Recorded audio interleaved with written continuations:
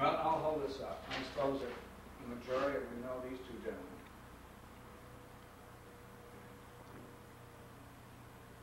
Get a little closer.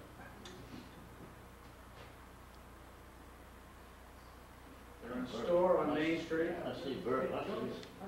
Bert Hutchins and his son Vivian. This photograph was in the Lewiston Daily Sun, and it was taken, I think, about 19. Is this sticky? Oh, no? Okay. I'm going to end up holding this anyway. There's push pins in the drawer right there for one of these. In No, right around the corner, in the drawer, first drawer. There's a box of push pins. Well, what they call a work in progress. That's okay. Yeah. We'll build this as we go. On the other hand, we'll keep going till we get it right. Okay, thank you. Well, I should have got here a little earlier and done a little more prepared. There we go. Maine father and son business, and Lewiston Daily Sun did articles on fathers and son that had their own business. And like I said, this is about 1947, and Vivian had just finished his tour of duty, World War II. He returned to Norway. He'd been in Europe, and he married Joyce Hills, and he went to work for his father after attending Bowman Technical School to learn watch repair. And this is Bert sitting at the bench, and Vivian's behind him, and this photograph was taken in the store. And they were together, worked together almost 40 years. Now that's quite unusual for a father and son team, I would say. And Bert Hutchins bought the business, where is it here, from this gentleman.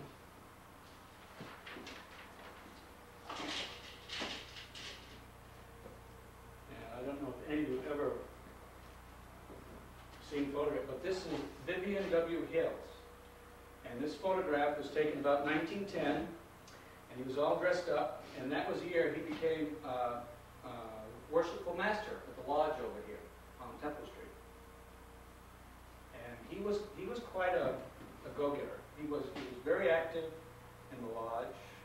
He was active in the Universalist Church. He was promoting his business all the time.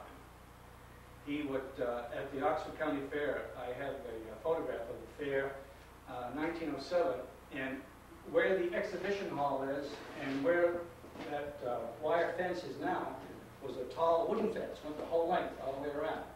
And he would buy space on those walls during the fair and had big, what do you want, not placards, but paper, there we go, bill paper. And he would have Hutchins Jewelers. He was an optometrist. He did watch repair, clock repair, jewelry repair. He sold Kodak cameras. He sold Victor talking machines. Whatever was going, he did it. He was there. Mr. Hills was born in Union, Maine, 1858. He received his education at Augusta. I believe the name was Pierce and Company. He learned to repair watches and clocks and learned the jewelry trade. He married his school sweetheart. I believe it's pronounced Inez, I-N-E-Z, is that correct? And they were in Augusta a short time, but this is the 1880s. And they got the urge to travel out west, which a lot of young men and women did at that time.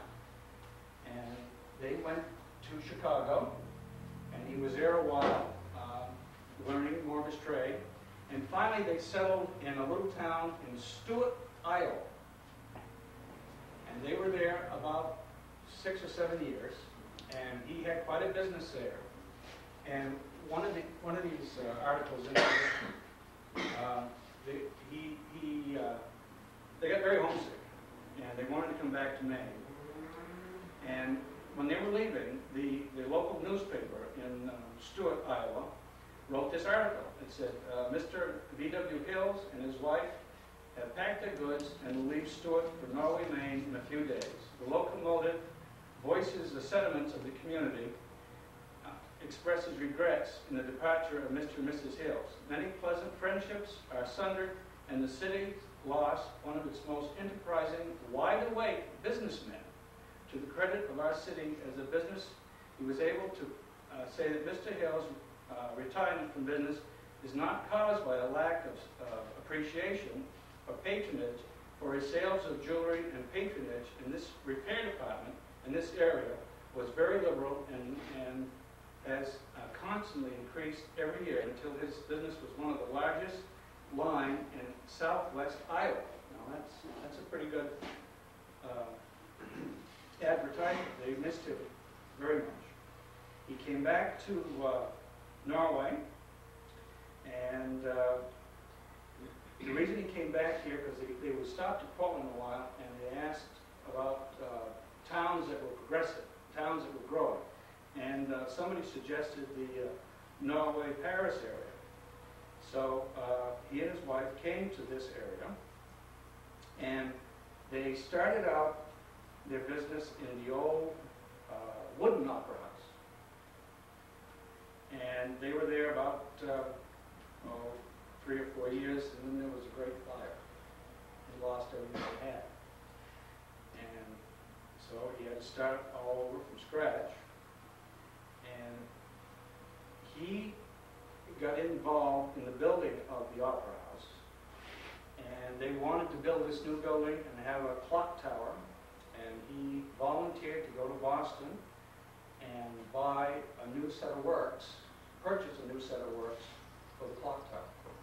And the very best clock movement at the time was in Boston, and it was the Howard Clock Company. And so he purchased this movement and had it shipped by train, and it came into Norway Station. And of course, it was heavy, and the only way they could get it from the Norway Station to the clock tower was they had to have oxen and carts. Then they got it over there, and then they had to have take it apart and haul it up, block and tackle, piece to a time, and assemble it in the tower. And at the time, the Howard Clock Company had the most accurate clocks in the nation.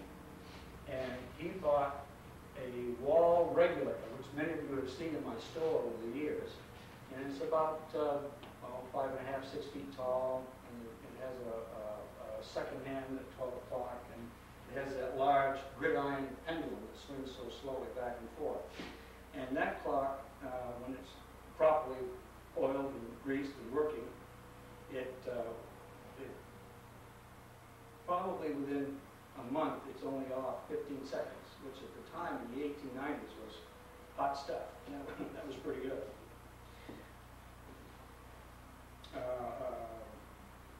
He had a safe, which he had previously bought when he moved into the wooden building, and it weighed about 4,000 pounds. And of course, with the fire, that went right down to the cellar. So they were able to, after it cooled off, they were able to pull it back up and put it on an ox cart and take it to the railroad station. And the only way they could get it open, he had to ship it back to Boston. So he had to go with it and stay with it until the people at the safe company was able to repair the lock and open it up, and so we could get the contents out. They made the repairs and then they shipped it back to Norway, and he used that safe several years. And Mr. Hutchins had it all those years, and I used it when I was on Main Street, and it's still over there in the Opera House, and it's locked. And I don't know where the combination is, and I can't remember the combination, but I put a little sign on it. It says, if you can get this open, you own it. So I'm going to leave it right there. Mr. Hills, you're probably wondering how Mr. Hutchins and Mr. Hills got together. As you know, Bert Hutchins grew up in Norway, and of course he went to school to the old yellow schoolhouse down there. And he walked by the store every day on his way to school, and he would go into the store, and he would chat with Mr. Hills, and he got interested in what Mr. Hills was doing, because Mr. Hills sat in the window and repaired watches. And Mr. Hills decided it was time that he wanted somebody to come in and work and sweep the floors and do odd jobs. And he liked young Bert Hutchins, and he was honest and clever and always smart and well-dressed and neat and clean, and so we hired him. So Bert went into the store after schools and would sweep up and take out the trash and do odd jobs. And after Bert finished high school, he went to work for Mr. Hills full-time. And by 1919, he had saved some money, and he made an agreement with Mr. Hills. And what he did is he bought the jewelry store part of the business. And Mr. Hills was an optometrist, and he kept the optical part. You could still go in there and get your eyes tested and get new glasses. So they worked together a number of years. And Mr. Hills worked in that store right up until his death, which was 1928. And I also got a copy of his obituary. And Vivian W. Hills, well-known jeweler and optometrist, dies. He says he's a native of the Union, and it tells all about his life and what they had to do. And Bert bought the business July 1st, 1919. And as you know, he ran it many years. And Bert had 3 children. And there was, I believe his first one was Bernard, and then there was one named Stanley, and of course his youngest one was Vivian. And Stanley, I don't know for sure what Stanley did for work, but he was in Connecticut. Bert went to Maine schools, got his degree in chemistry, and went to work for Kodak Company out in Rochester, New York, for many years. And as I said earlier, Vivian worked with his father and had to go to war, and then came back, got his degree in watch repair, and then worked with his father. And if you haven't caught it already, Vivian W. Hutchins was named after Vivian W. Hills. And Hutch told me, that was his nickname. He said, "Don't call me Vivian." he didn't like it. So, but he had respect for his father and for Mr. Hills. And so they worked together, as I said, for 40 years. And along about 1987, I was working at Longley's and selling nails, paint, and bending metal, and a few more things. And I had a background in watching clock repair. But out of the blue, one day, Mike Quinn came in and he said, "Hutch wants to know if he wants you to buy his store." And I go, "Huh?" And he said, "Well," he says, "Hutch wants to sell, and his father, of course, is home now, and at the time he was 95, and Hutch wants to sell." And he suggested that maybe you'd be interested. And I said, "Well, I don't know." And so I went over and I talked to Hutch, and I've always loved that store, and the watches and the clocks. And I knew nothing of jewelry. And I had, that was in May. My wife and I had just gotten married in February 1987. And my wife was a registered nurse, and still is. She was working at Stevens Memorial. And I said, that night we were talking about, I said, "You never guess what happened today?" And she said, "What?" And I said, "The real estate guy, Mike Quinn, came over, and he wants me to buy Hutchins Jewelers." And she thought, "Well, you do know something about watching clock repair." And she said, "You've always worked retail. I mean," she says, "what's the difference in selling a nail or selling a..." And I said, "Well, there's a little more to it than that." And so I said, "Well, okay." She said, "Think about it, because when I was in school in Connecticut, my wife grew up in Connecticut, she said, I took a course in jewelry repair. I said, well, okay, here we go. So I went back and I talked to Hutch and I talked to Mike Quinn, and we agreed upon a price. And October 14th, I traded papers, and handed me the key, and I was in business. So this October, 15 years have gone by like that, and it's been very rewarding and it's been very good. As you know, we moved off Main Street in, I believe it was 1997, and the man that owns the building wasn't taking that good a care of it, and I was getting to be not only I was a tenant, but I was a landlord, and going down and kicking the furnace and making sure it was run, and setting the clock and a few more things. I was doing a lot of things and not getting paid for it. And I said, well, this has got to stop. So we looked around and we found this place where we are now on Green Street. And that was 5 years ago, and that's worked very well. And then just a couple months ago, I've been previously looking for a more permanent place. And I've been talking to Shirley Huff, and she said, you know, there's a place over on Lower Main Street by the hospital. And I said, I'd like to go see it. So we went over, and I looked at that, and my wife looked at it, and we measured it, and gone over it, and it looks like it fit our needs, and so we purchased it. And it's a little brown house. People say, are you moving into the Erickson house? I said, no. It's right across the street from the hospital, and it's 2 places down. And it used to be owned by the Browns about 50, 75 years ago. The last person to own it was Nadeau Marcel, is that right? Marcel Nadeau.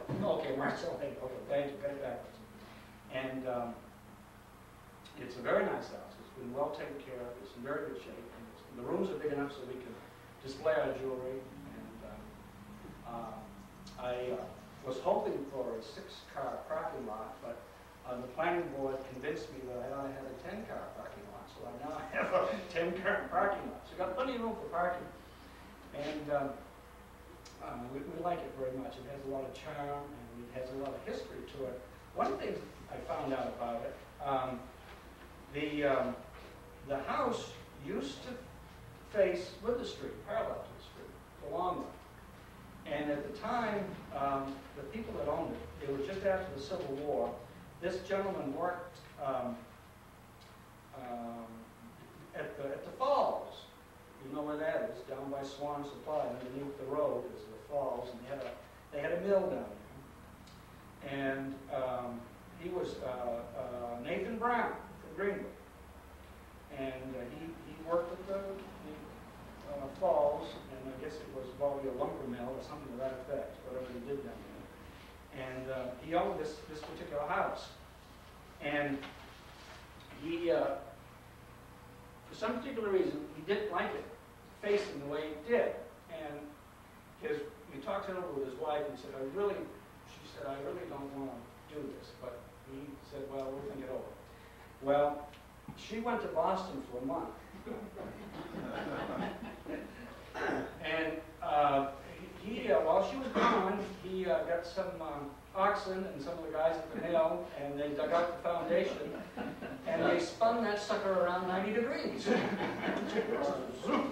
So she come home, and she did a double take, and she looked and looked and looked, and I think Mrs. Brown was away on a visit and returned, found her home, turned around. Neighbors remembered she was not very well pleased. So evidently that didn't go over too good, but evidently they did move it back because it's been that way since I think around the 1880s, 1870s. And if you go downstairs, you can see where they made changes in the foundation. And I noticed that when I first looked at the property. I thought something had been done. And the ladies that owned this, her daughter, sent me this article, and she also sent me a list of the people that had owned it in the past. John Beal, blacksmith of Newton, Mass. He paid $650 for it. Nathan Buck to James Brown, $1,200, 1865. 1885, James Brown to Eliza Frost, again $1,200. It didn't go up much. In 1897, Eliza Frost of Norway, and again to another Frank Gayton, $1,200. And then finally, up around 1990, Lillian Young to Edith Knightley. Excuse me, I think that should be Edith Knight. Edith Knight, excuse me, thank you. She was a Edith retired Knight. nurse that came here Okay. and lived there for a number of years. Yeah, it was willed to her, and she got it for a buck. And then 1963, Marcel Nadeau bought it from the Knight family, or Mrs. Knight, and they paid $10,000. And I'm not going to tell you what I paid. I feel bad already. But not really, no, I'm only kidding. We can go look at the revenue stand. Go ahead, yeah, go ahead. Okay. Just, that's my little story of Hutchins Jewelers. One thing I'd like to, if any of you watch that program with James Burke, Connections on public TV, have you seen that? Well, the interesting thing that I found out about Mr. Hills and his wife being out in Stewart, Iowa at the same time, my great-grandfather and grandmother were out in Pomeroy, Iowa, and they were out there 13 years. And my great-grandfather and grandmother were born up in West Sumner, and they were married up there. And after they had a child, 7 years old, was killed in an accident, from what I can tell from the records. And so they packed up their belongings and went out to Pomeroy, Iowa. And the reason they went out there, a friend wrote it, and my great-grandfather's name was Washington. And he wrote to him and said, "Wash, you can plow all day and not hit a rock." Well, if you're from Maine, that's man's from heaven. Because you can't go 6 inches out here without hitting some sort of boulder.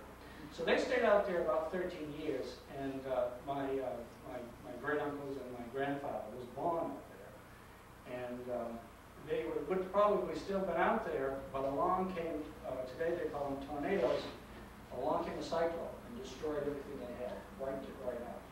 They had next to the house, they had what is known as a root cellar.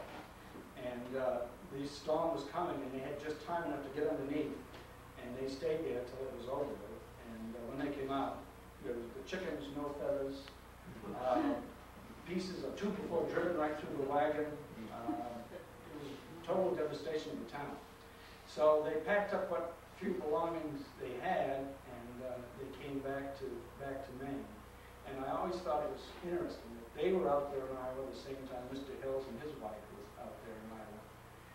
And I can't talk about these timelines. It's kind of interesting how that happens. So I'll sit down now, and thank you very much. Yes, sir. Mike, tell the story about that you told me about.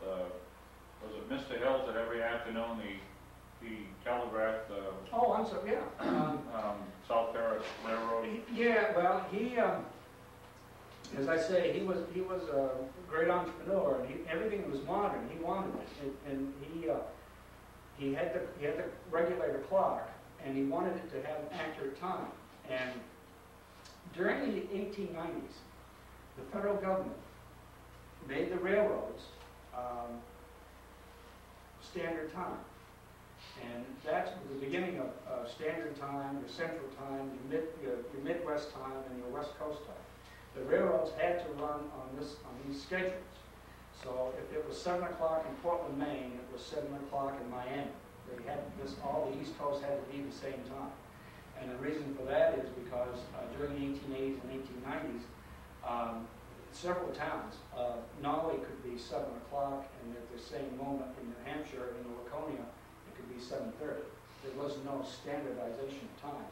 And when you got railroads going up and down the track, and even back in that period of time, the 1890s, it was not unusual for locomotives to travel 60, 70, 80 miles an hour.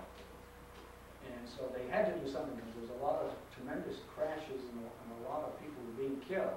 So the Federal Government Act of 1894 put in standard times, and the railroads had to have accurate 17-joule movement watches. And this was a boom to the jeweler and watchmaker of the day.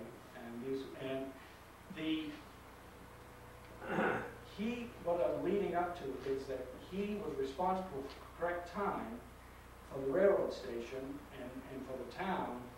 He would go over to the telegraph office and he'd get the correct time by telegraph from Portland, and he would set his clock.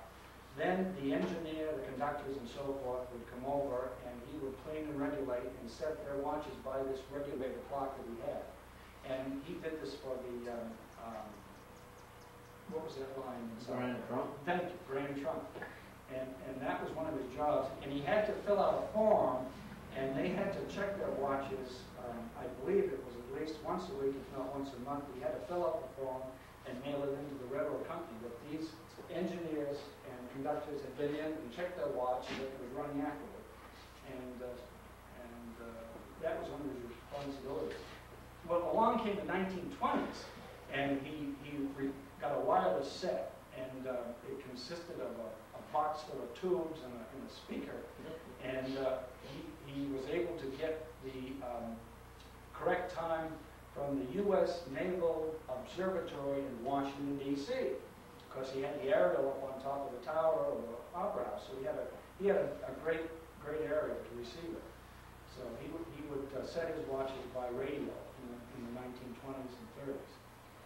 And one of the other things he had to do was to keep the town clock regulated, and he did it for a number of years. I have an article. I have an article where he was responsible for the town clock for the first 10 years, and then over the years, other people have had that job. I, for one, have had it, as you know, and it was most important that he kept the town clock regulated, because the guys at the railroad station could see it.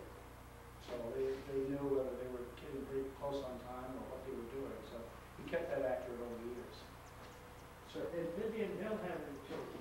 No, and I'm glad you brought that. Thank you. Mr. and Mrs. Hill did not have any children, and that's why he sort of took Bert in. He thought a lot of Bert, and Bert in return thought a lot. He was like another father for him. And they didn't, and he just kind of took him under his wing and taught him the business. And they did not have any children. He lived to be 69 and a half and died just a couple of months before his 70th birthday. This man lived to be 69 and a half and died just a couple of months before his birthday. You're talking about Vivian? Vivian, yes. Yeah. You're in the off generation, so you'll be 95. I hope I'm, yeah, well, this man lived to be 101. Yeah. And the sad thing is, he outlived two of his sons, and it was really hard on him. And but What year did Vivian die? Hutch died in '88, and yeah, because we bought it in '87, and he died that February. He died in '88. Yeah. And Bert died just a year or so after that, Yeah. at 101.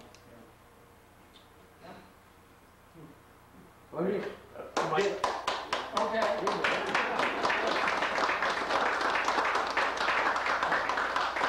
Let me make sort of an odd comment about Mr. Hutchins. Okay, senior or Bert, yeah. okay. He was a good friend. He was a customer of the bank where I worked for many years, as was Liv. And but Mr. Hutchins was a little strange.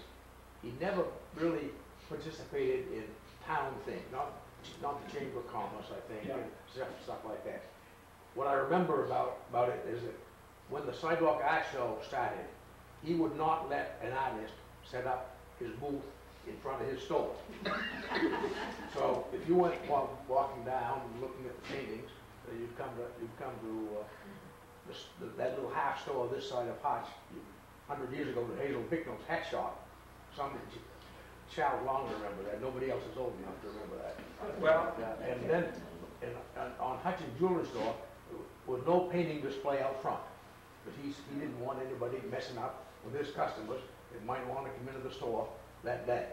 So he had that ruling in his store all the years that he was there, that there was the art show. yes, Yeah. I should mention Mr. Hill's wife, Inez.